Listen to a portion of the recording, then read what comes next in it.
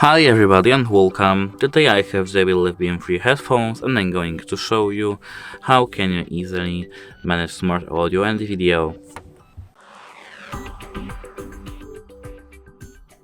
At first we have to scroll down until we see smart audio and video. What is this? Is audio mode is giving you best audio quality and video mode is improving lip sync performance. And here we have to enable this using this switch.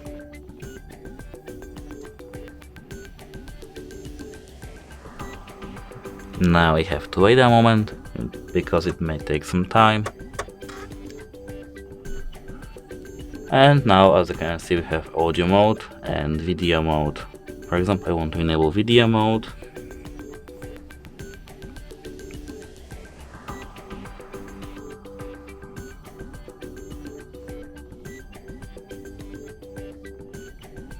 And as you can see, I have now enabled video mode.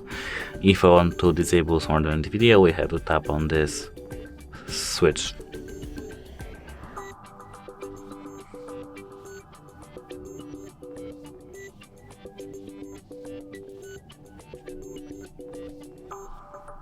And that's it. Hope it helps you. Goodbye.